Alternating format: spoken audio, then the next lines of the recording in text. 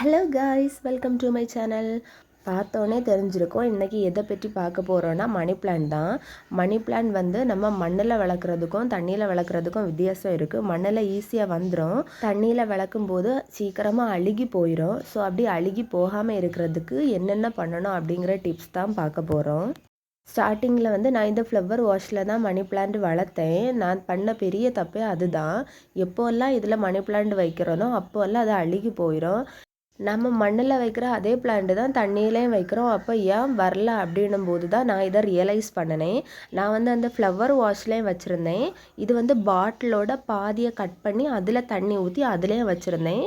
பாட்டிலில் வச்சுருந்தது வந்து ரொம்ப வேகமாக வளர ஆரம்பிச்சிட்டு இது நான் வச்சு 1 வாரம் ஆகுது. பாருங்கள் எவ்வளோ க்ரோத்திங் டிப் வந்திருக்கு அப்படின்னு. சூப்பராக ஹெல்த்தியாக வளருது. அப்புறம் தான் ஒரு விஷயம் ரியலைஸ் பண்ணினேன். நமக்கு மணி பிளான்ட் வந்து எதில் வைக்கிறோமோ அதில் வந்து நல்ல காற்றோட்டமாக இருக்கணும். அந்த வேர் பகுதியில எல்லாம் நல்லா காற்று போகிறது மாதிரி இருந்தால் மட்டும்தான் மணி பிளான்ட் வந்து சூப்பராக வளருது. ஸோ அதுக்கப்புறம் தான் நான் அந்த ஃப்ளவர் வாஷ்லேருந்து எடுத்து எல்லாத்தையுமே பாட்டிலில் வச்சுருந்தேன். இதில் இருக்க தண்ணி வந்து நான் வாரத்துக்கு 1 நாள் மாற்றுவேன். வேறு எந்த மெடிசனுமே இதில் ஆட் பண்ணுறது கிடையாது.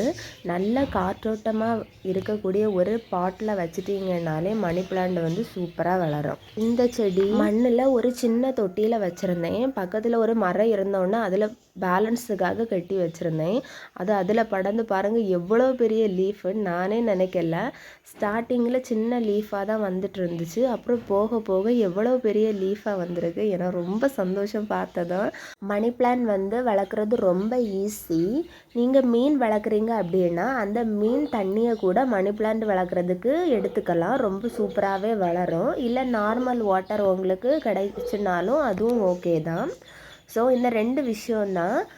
ஒன்று வந்து நல்ல காற்றோட்டமான பாட்டாக இருக்கணும் நீங்கள் வளர்க்குற மணி பிளான்ட்டோட பாட்டு. 2வது வந்து வாரத்தில் ஒருக்கா தண்ணி மாற்றினாலே போதும். இந்த 2ஐயும் நீங்கள் ஃபாலோ பண்ணினீங்கன்னாலே மணி பிளான்ட் வந்து ரொம்ப சூப்பராக வளரும். இதெல்லாம் நம்ம பண்ணினாலுமே சம்டைம்ஸ் வந்து அந்த தண்டு வந்து அழுகி போகும்.